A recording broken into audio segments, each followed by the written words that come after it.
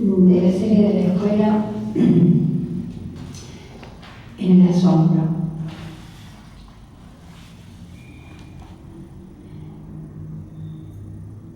No era aún la estación de la sangre y nosotras no debimos saberlo en el asombro del recreo.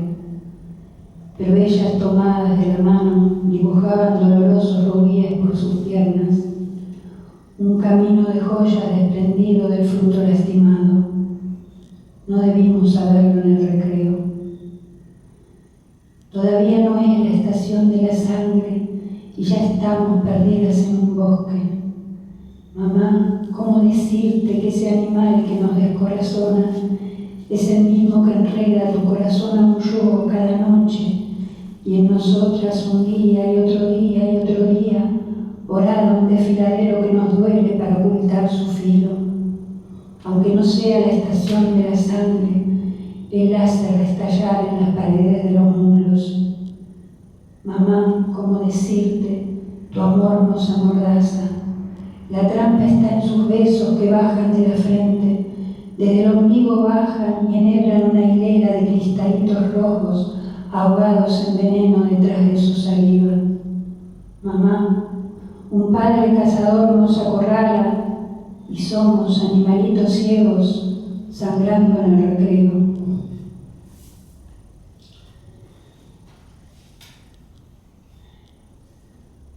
Disponés del silencio y te animás a soplar una música en el hueso de un mendigo.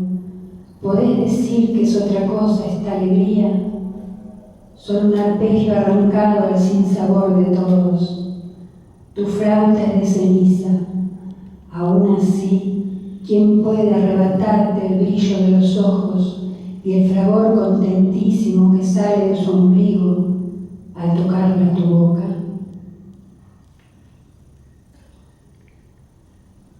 Quetzal.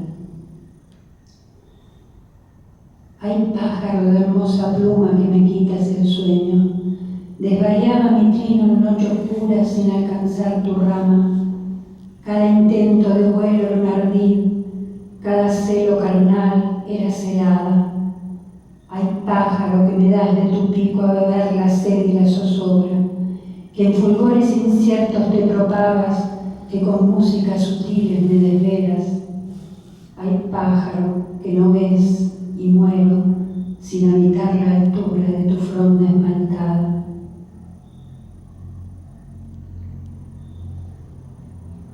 Que alguien me libre del gesto disciplinado del bonsái que se acurruca para no herir el aura que rodea su frente. Que alguien me libre del rigor de ser hija de los dioses, sacrificada por hacerse a la idea del dedo que la asfixia. Que alguien me libre de buscar redención en el silencio, que mis manos desconozcan el orden que me obliga. Que alguien me libre de agachar la cabeza para ser coronada. Yo tengo la avaricia del lenguaje. Gracias.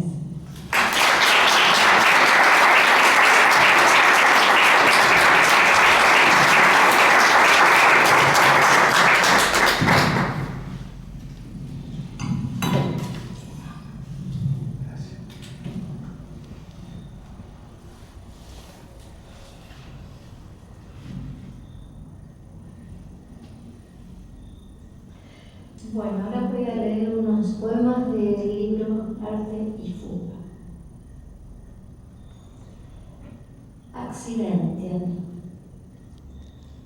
Buenos Aires no es la ciudad de los amantes.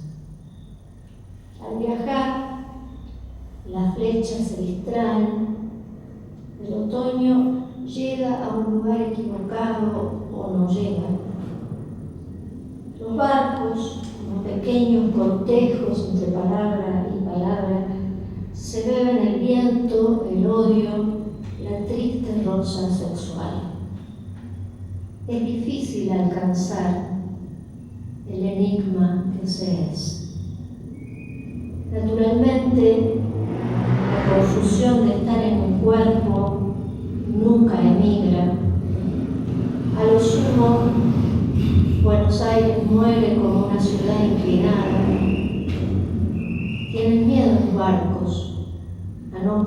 salir, a no querer salir de la jaula obscena del lenguaje. En realidad, nada ha empezado todavía.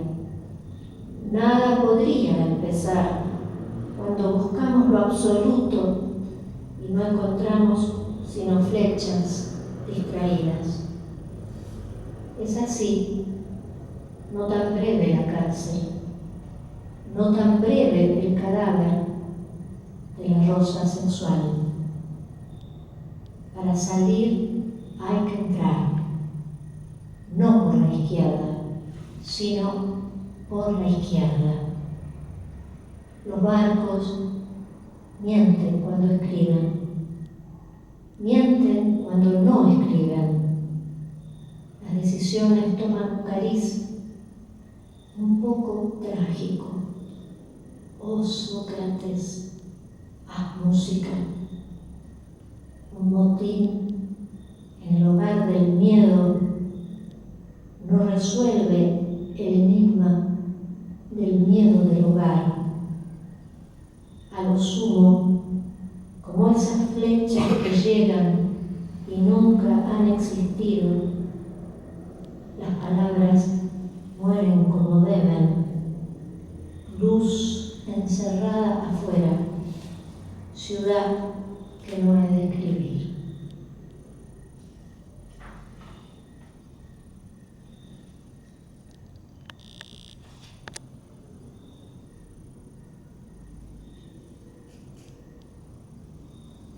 Debería decir que viví mucho tiempo fuera de Argentina. Hay dos datos que Sergio no dijo. Primero, que nací en Rosario, y segundo, que viví 25 años afuera del país.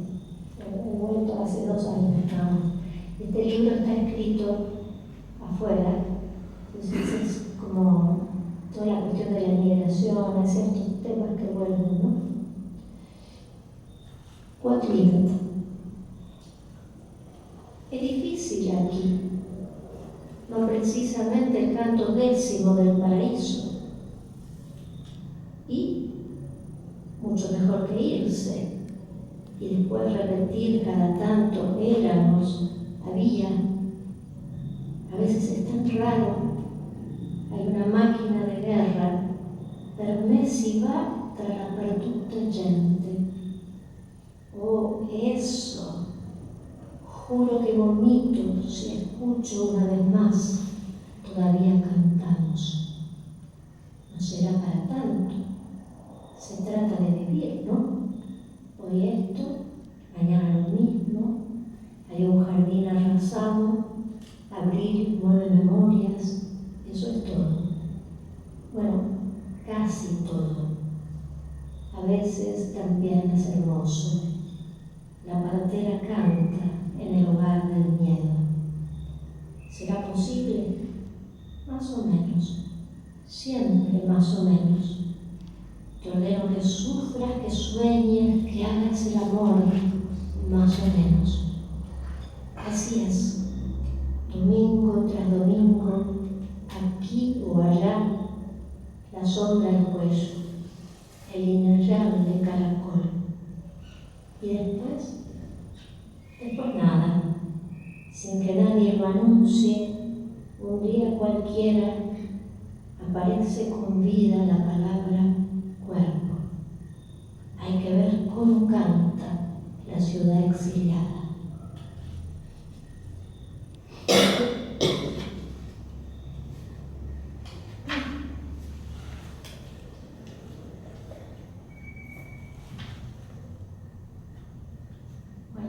Para terminar,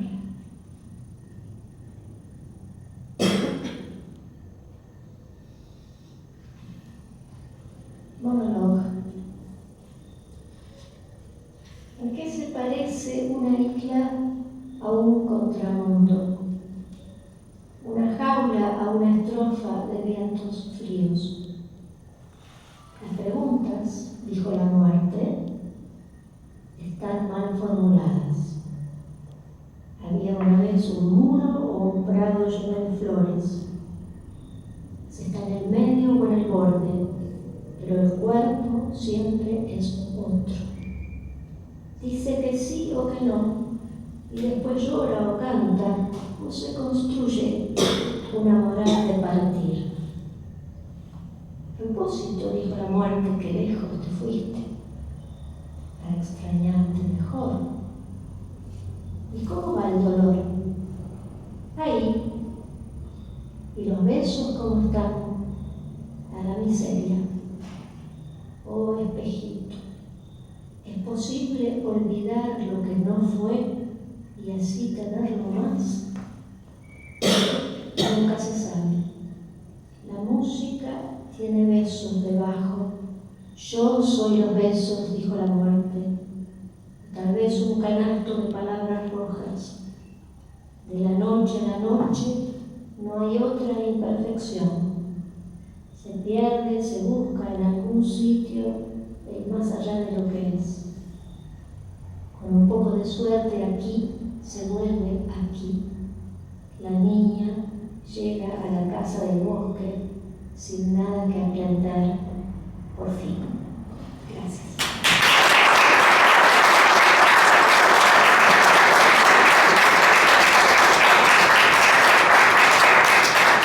Bueno, ahora llega otro momento de esta lectura que es, y vamos a reconocer una cosa, muchas veces cuando leemos un poema nos llenamos de preguntas. Llenamos de preguntas que tienen que ver con la creación, preguntas que tienen que ver con la lectura y con la interpelación que por ahí el poema también nos hace a nosotros. Este mundo de preguntas ahora es el momento que podemos también hacerlas a los autores, ¿no? Sobre lo que ellos escriben, sobre lo que ellos sienten al hacerlo, o simplemente las preguntas que les surge a cada uno a partir del hecho poético.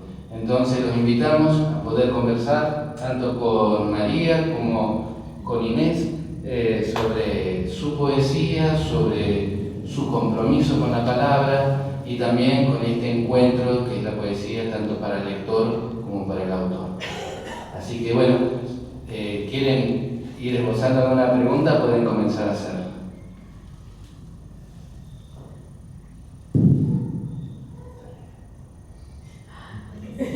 ¿Puedo? A ver, hago para romper un poquito el hielo, Bueno, a ver. Sí, yo quería Roberto. agradecer a Inés todo el trabajo que vos lo lograste, todo el trabajo de... A mí me invitó, a mí que me conocía siendo de Santa Fe, me invitó a su ciclo de interiores, ir a una barbaridad, y todo el trabajo que hizo con poetas del interior fue realmente fabuloso. Yo no te tenía realmente mucho como poeta, vos empezaste a publicar hace poquito, ¿puede ser? Sí, yo publiqué hace poco. Lo que pasa es que yo, escribo hace mucho, pero a los poetas que yo invité nunca jamás les dije que yo escribía. Los que se enteraron de casualidad por otros motivos, pero no, yo los invitaba y nunca dije que yo escribía poesía. Sí. Y eso fue extraordinario, porque todos casi se disfrutan a sí mismos, pero lo tuyo fue fabuloso, porque miraste a un montón de gente hacer unos ciclos hermosos. Me acuerdo en Flores, o me acuerdo que tocó junto con la gente de Talarico, puede ser, y estuvo ahí entrañable. No extraño a gritos que Javier Luis, que me hizo la entrevista porque había un entrevistador, estaba la gente de Homero Poesía, que fue una noche que me acuerdo, fue hermosísima, y por eso realmente esos ciclos son fabulosos. Y yo estoy en Buenos Aires, que te inviten del interior, realmente hay que reconocerlos. Y sí, tu poesía estaba ahí en secreto, Sí, es muy buena. Bueno, primero de todo yo lo que quiero es agradecer infinitamente a todos ustedes por esa escucha, donde había una comunión entre, creo, y María piensa lo mismo, entre lo que leíamos y ustedes. Agradecerle muchísimo a Sergio por todo lo que hizo para llevar a cabo esto, a todos los que trabajaron acá, Mariana, Danilo, Alicia, que los conocimos hoy, a Celina, de las que nos hablaron y nos dijeron que no entendían cómo vos hacías todo lo que yo les costaba tanto hacer entre tres y vos lo decías sola. Así que bueno, les quiero agradecer muchísimo a ustedes, en nombre de ustedes, a este pueblo, digamos, Esperanza, que nos encantó, que estuvimos recorriendo. Y bueno, sí, respecto a interiores, yo siempre digo en chiste, pero no es tan en chiste, que en realidad yo primero lo hice para mí ese ciclo, después para que viniera gente, pero para mí es una gratificación muy grande acceder a esos poetas que uno nunca ve, nunca escucha, si no va a su lugar, a donde están y están lejos.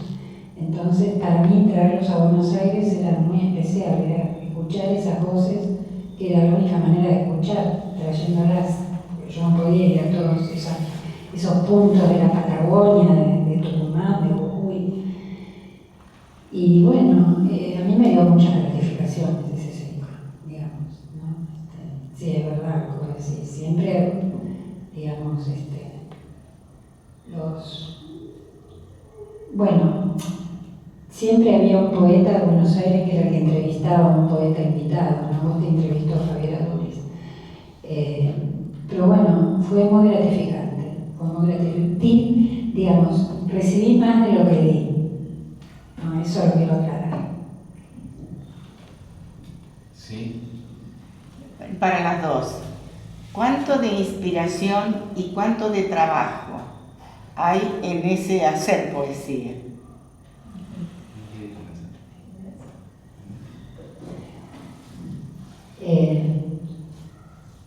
Mucho de trabajo, mucho de lectura y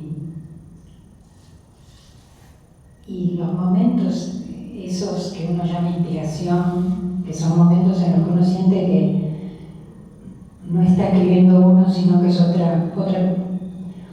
otra mano la que se mueve para escribir, no son siempre. Son a veces, son como momentos, así como relámpagos, pero creo que sí, lo que hay mucho es lectura y mucha decantación hasta que el poema está terminado, hasta que uno lo terminó de escribir y también de corregir. No sé, María, pero yo corrijo mucho.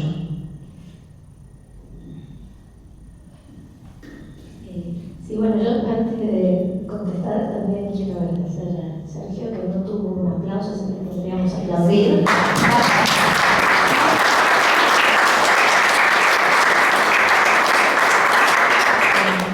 Y sí, pienso lo mismo que Inés, que en realidad la inspiración es como un atajo que tenemos para llamar a algo que no sabemos qué es. Gelman decía, hay que esperar que llegue la señora, sino que llegue la señora, que es la poesía, ¿no? Para ponerse a escribir. Eso es muy difícil, porque hay que tolerar todos los momentos en que no aparece, que son la mayoría. Pero cuando aparece, es como vale por todo, porque es como, la verdad que la experiencia del momento de la escritura es muy hermoso, ¿no? Más que hermoso no es la palabra. Estaba pensando que Clarice Lispector, una escritora que admiro muchísimo yo, brasileña, dice en una entrevista que le dice: escribir es horrible. Muchas veces la he citado porque tiene un costado horrible también, pero cuando digo que es hermoso es que hay como una cosa muy rara. La escritura va más rápido que nosotros, sabe más en el tiempo, va más rápido. Entonces uno a veces relee cosas que he escrito años atrás y dice: yo esto lo sabía y lo escribí, pero no era consciente. Entonces hay algo a la vez horrible porque hay que lidiar con un montón de cosas, o sea, uno se mete en una zona oscura para escribir, pero a la vez hay una cosa que es como fundamental, ¿no? Es como, no se podría, como el aire, no se podría vivir sin eso. Gracias.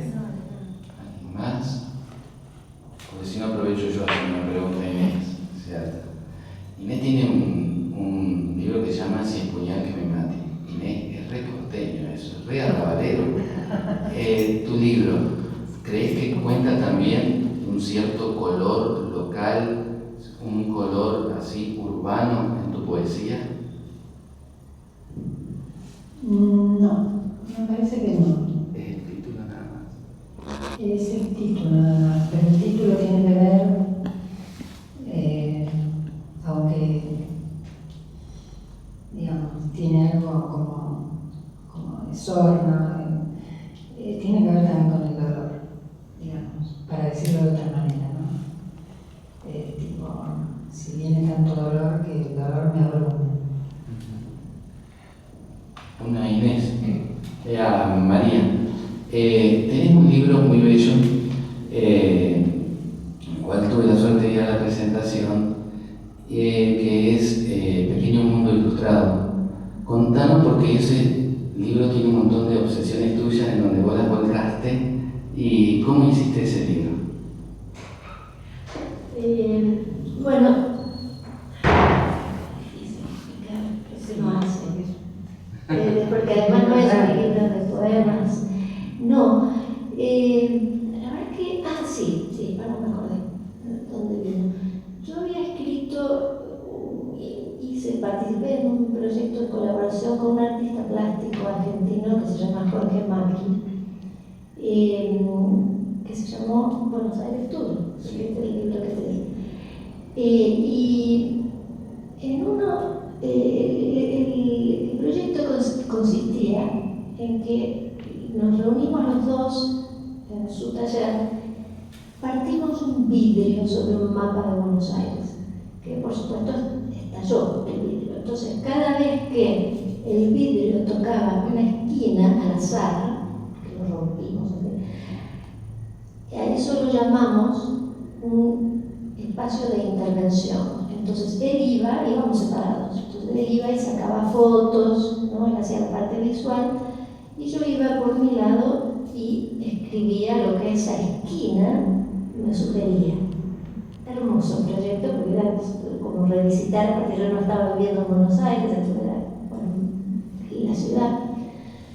Y encontrábamos objetos también. Encontrábamos, por ejemplo, una vez encontramos la carta de una suicida, otra vez fotos tiradas, o sea, encontrábamos objetos que luego aparecen en el libro como en facsimilar. Y entre las cosas que encontramos un cuaderno diccionario, un cuaderno escrito en tinta corrida, en donde obviamente un chico, una persona no mayor, como si fuera de la escuela, había escrito en orden alfabético un diccionario, inglés-castellano. Ustedes explíquenme cómo hicieron eso o para qué, pero digamos como que decía, no sé, ant, entonces ponía cómo se pronunciaba la web y después decía hormiga. Y así venía el cuaderno. Entonces esa esquina para mí, el cuaderno lo encontré yo. Estábamos con tinta corrida por las uñas, bueno, en fin, me encantó ese cuaderno. Entonces dije, bueno, para esta esquina voy a escribir yo un cuaderno diccionario. Que obviamente no era ese cuaderno, pero iba a ser como. Entonces escribí 20 palabras, 20, con las palabras más importantes para mí, o las palabras que a mí me resuenan más. Entonces no me acuerdo, pero me acuerdo que estaba arrorró, juguete, poema. No me lastima que no lo tenemos acá, si no lo podría leer. Entonces armé y al ladito hice como una definición poética de eso. Era una línea. Bien, quedó ahí. Y después me vino la idea, yo digo, esto es como muy linda idea. Porque una de las cosas que a mí siempre me ha pasado con escritores que admiro, por ejemplo con Alejandra Pizarnik, que la leí mucho, que escribió una tesis sobre ella y demás, yo decía, a mí me gustaría ver la biblioteca secreta de esta escritora. Me gustaría saber qué cosas le importaban. ¿no? Más allá de sus poemas. Entonces, digo, voy a escribir un libro que sea como un diccionario de mis obsesiones. Entonces, así empezó. Y aparecen, y el libro ya no son palabras, son objetos. Entonces, hay desde películas hasta personajes de libros, hasta objetos, qué sé yo, porque me fascinan los castillos, por ejemplo. Ya no me acuerdo qué hay en ese libro, pero es un pequeño mundo, es una especie de enciclopedia privada de obsesiones, que solamente tienen sentido porque es la arbitrariedad del mundo imaginario. Eso es Pequeño Mundo Ilustrado. ¿Quién más quiere hacer una pregunta? Yo le quería preguntar a María, ella hablaba de una zona bastante oscura en algún punto cuando uno escribe, y lo asocia con la literatura gótica. Que nos cuentes un poquito sobre eso, es interesante. No sé si has leído, me parece que no, en esta noche. No. Un poquito, aunque sea, porque me resulta bastante interesante. Que cuente sobre el interés en la literatura. No, sobre desde dónde, por qué, algo de... Sí, sí, sí. Recuerdes, claro. Sí, otra vez, las explicaciones, yo digo que la escritura es como una enfermedad. Entonces, que uno hace el diagnóstico después, ¿no? Porque cuando le está pasando, lo único que tiene son los síntomas, no sabe qué tiene. La literatura gótica empezó, yo en uno de mis, hice un regreso a Buenos Aires en el año 94. Estuve en Buenos Aires, que ahí conocí a Inés, justamente en esa época, en un curso que había en la facultad sobre Pizarnik. Bueno, en ese regreso, que fue muy difícil para mí, muy difícil, por motivos que no vienen al caso, pero horrendos, fueron 5 años horrendos.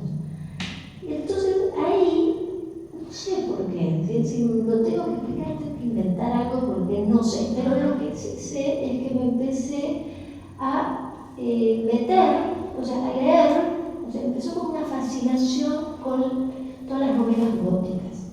Las novelas góticas que, bueno, son famosísimas, ¿no? O sea, todos hemos leído Frankenstein, Drácula, les digo las más famosas, el retrato de Dorian Gray, Jekyll y Hyde, en fin. Así empecé, pero como la mente va más rápido también que las personas, ahí se me ocurrió una cosa que fue como el disparador de... Hubo varios disparadores. Uno fue una foto de Baudelaire que vi, que Baudelaire aparece con un manto negro, y yo dije, este es Drácula, ¿no? O sea, Baudelaire, que es el poeta de la modernidad, que en realidad vivía de noche, era huérfano, tiene todas las características de los antihéroes góticos. Vivía de noche y, claro, en vez de ir a chupar la sangre de la gente como un vampiro, en realidad él iba al submundo de París en ese momento a buscar ruinas, que incluían ruinas culturales hasta ruinas de lenguaje. Con eso armó Baudelaire, puso la piedra de la poesía de la modernidad acá. Entonces, por un lado eso, por otro lado, también pensé en un momento que el gótico como estética coincide, es interesante porque cronológicamente coincide con el siglo de las luces, es el siglo del iluminismo, la enciclopedia, la organización del saber, el orden, la claridad, y es como que el gótico es como así, el gótico es como esto. Es algo que golpea desde abajo y viene a